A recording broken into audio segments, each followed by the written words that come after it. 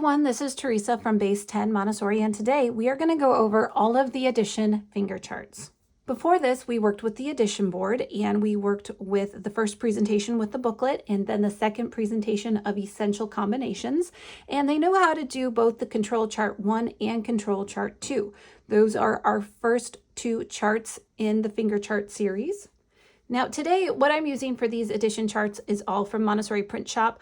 I prefer this over getting wooden boards just because they are easy to print off. I like having this as a paper activity, and I'll tell you a little bit more why I like it as a paper activity when we get to chart 6. So today I'm using Montessori Print Shop for these materials. If you want a link to that, if you want to purchase these as well, they're really affordable, and I will put my affiliate link down below in the comment section. Now for addition chart 3, we're going to work with a box of equations that are already printed. Normally they would be laminated on a piece of red paper and cut out, so you would have that red that goes with addition. I have not finished preparing my materials yet, so bear with me. These are just plain pieces of paper, but it should look like this. So we're going to have a bunch of random equations. They don't go in any particular order. Now, as we begin this lesson, just like we do with all of our lessons, we're going to orient the child to the materials. So let's pick an equation, any equation. 7 plus 3. Let's have our student write that down. So they're going to copy this onto their paper, and we're going to explain that these blue numbers at the top are our first set of addends. Let's find our first addend of 7. And this red section right here on this side, that's our second set of addends. So our second one for this equation is 3. And we're going to slide our fingers until they meet. And where they meet, that's our answer. So our answer here is 10. So we've done our first equation. Let's do one more. Turn that over so we know we've done that. 9 plus 3 equals. Let's find our first addend, 9. And our second addend, 3. Slide it down until they meet. And there is our answer, or our sum, 12. So addition chart 3 is very simple. And when we're done doing as many equations as we want them to do, or as many equations as they want to do, we're going to show them the control charts to check their work. Now they can use either control chart, doesn't matter which one. So we can go and we can look for 7 plus 3. Here's our table of 7s. 7 plus 3 is 10. That's correct. Or we can go over to our essential combinations and find 3 plus 7, which equals 10. And we will continue in the same manner with the rest of our equations. Here is addition chart 4. So let's start with the new equation, 6 plus 4. 6 plus 4 equals. Now, as you can see, addition chart number 4 looks different. And we don't have the blue addends at the top, we only have red. And that's because we're going to be working with our addends both on the same strip.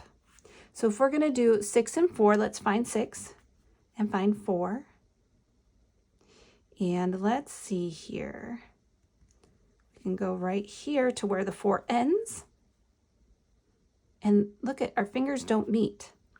So this finger got to a dead end. So now it's going to come down and meet the other finger. And the answer is 10. Let me show you that one more time.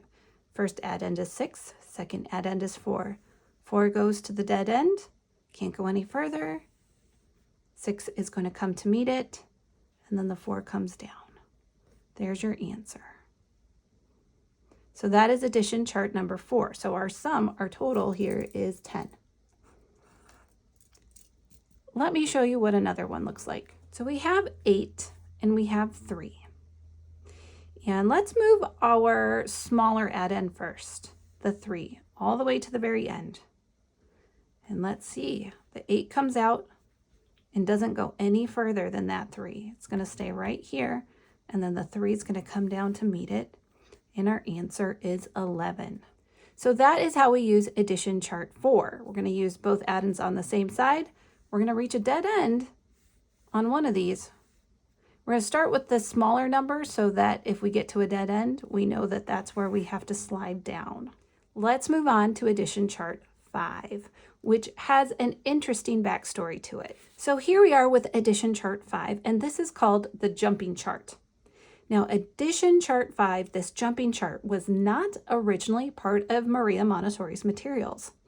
And this chart is actually a great demonstration of how the exploration and memorization of math facts is brilliantly used in the Montessori classroom, because these are exploratory materials. These are not just simply to tell our students how to do something specifically. It is for them to explore. And one child explored it so much that they developed this chart, which we call the jumping chart. And that's what we want to see. When I talk about watching a child and how they use the materials and if they're being purposeful, even if they're doing it just a little bit differently, but it's correct and it fulfills the purpose, that's what we want to see. And if they come up with something more creative than what we've shown them, that's even better. That means they really are exploring the materials. And when they do that, you develop new things like addition chart 5. So addition chart 5 is going to be very similar to the last chart, but we're going to jump our fingers together instead of sliding them. And so let me give you an example of what this looks like.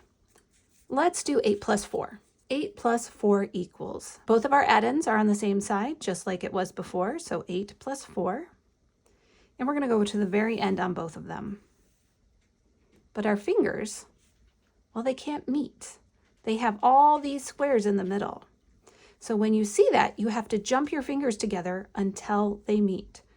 So let's jump them in one. Do they meet? Nope. Let's jump them in one more. Do they meet? Yes. And the answer is 12. Let's do another equation just so you can get a better idea of this jumping chart. Let's do 9 plus 4. So 9 plus 4 equals. All right, so our fingers can't meet, so we need to jump them together. Uh-oh, wait a second. There's no more squares. What do? We've got our fingers and they've jumped together, but if you can't jump them together with one more square, then you have to come in one. And the answer is 13. So let me demonstrate that one more time. 9 and 4, go to the very end. Start jumping your fingers together. There's no way for them to meet, so they need to meet in the middle. Come in one, 13. So that is how you use addition chart 5, which was developed by a student and not by Maria Montessori, but I think it's really brilliant and I think it's a great example of what we want to see out of our students. We want them to be creative. We want them to be innovative. We want them to be purposeful, but they don't have to be perfect, right? And of course, as usual, like all the other addition charts, once we filled out all of our answers, we'll go back to the control charts and have them check their work, control chart 1 or 2. And after this, there's only one chart left, which is the dreaded blank chart, which my students hate. But I found a solution for that. So let's explore the blank chart really quickly. So in the classroom, when you order the blank chart and you get a nice wooden board with all these wooden tiles, you have to take each equation just like we did and then fill them in with the correct answers. This is really going to challenge them on what they have memorized and what they don't have memorized. And that's the great thing about this chart. However, there are some things that really bother my students in the primary age group about this chart, and it is the tiles can get messed up very quickly. Usually you would have them set all the tiles up first, and you can help them set it up so that they are all set, ready to go. And when they start doing their equations, they're going to put a tile on here. Like 1 plus 1 is 2. They'd go and get the 2 tile and put it on here. And some students may like that. Most of my students don't like that because it's too easy for their work to get messed up. So all of these numbers, because I'm using the Montessori print shop version, which is the paper version, all these numbers would be cut out and put onto wooden tiles so that if somebody comes along, trips on their rug, trips on something and messes up their tiles, or comes and hits their hand against the table and all their tiles get messed up, they don't like it. It messes up the board and it disturbs their work too easily. And so most of my students get really frustrated with the blank chart. They don't like it, which is why I tend to go with the Montessori print shop. It would be nice to have a wooden version just of this, just to have it. I would like to have both versions. But what I've seen, and this is particularly true of my elementary students who have worked with this, they much prefer a paper chart. In fact, eventually I give them a completely blank graph right here for them to fill in the whole thing from scratch. So I'm just going to throw that out there as an option. Otherwise, you can cut out all these little tiles so they're all individual. And when they go through and do their equations, like let's pick another equation here. So let's find our first addend, 7 plus 4. Well, let's see here. This is where it would be. And then we have to figure out what number it is. Even if you have addition chart 3 out and they're just enjoying copying it, if you have a paper version, they really enjoy that. 1 plus 1 is 2, right? And so they can work with that too. I've done it several different ways. I don't want this chart to be intimidating. I want it to be something that they really enjoy. And in primary, they still have that sense of order. They still have that sensitive period for order. So sometimes just filling in these charts really appeals to that sense of order, which is mathematical. So you can do something like that where they make their own chart and fill it in. And it still reinforces the idea that these numbers are coming together. So I'm okay if they want to make the charts, but some of my students, as they got into elementary, they didn't need that, right? But they still enjoyed filling out the charts. I had some students that were obsessive about making their own charts, and they wanted an entirely blank graph paper so they could do everything from scratch themselves. And I loved seeing that because they were really engaged. Once I went from doing the tiles to just giving them a paper to fill out and to work on, a lot of my students really attached to this chart in a different way. So I am going to tell you to be creative with this material, be creative with this chart. Don't be too harsh with it, because if you present it in a different way, they may take to it a lot more positively. There are some things about working with these individual tiles that get scattered all over the place that'll be too much for a child with, let's say, ADHD. Some children with ADHD or with autism, as they go about their work, their mess just amazingly seems to grow. It just grows and grows and grows and grows. And when you have something like the tiles that are all over the place, this can be a nightmare. Sometimes it's better to choose to do something else with this material if it gets them engaged. And if they like making their own charts and filling it in, if that helps them with their anxiety or with their attention better, then do that. So right here, you could just have them fill out 1 plus 1 is 2. And if they can do it in their head and they don't need to look, that's great. However, when they're all done, of course, we have a control chart. We have many control charts for them to check their work. So they can go back to addition chart 3 and check their work. So they can put a tile here, or they can simply write it. I know that uses a lot of paper. You could try a dry erase version where you laminate it and use a dry erase marker. So if you're trying to save on paper, I understand. But when it comes to the memorization of math facts, the more they write it, the more they engage in ways to build this chart, the better they will be at it and the more solid they will be with their math facts. So allow them to explore and find a way to engage with this chart if they're not clicking with all those individual tiles.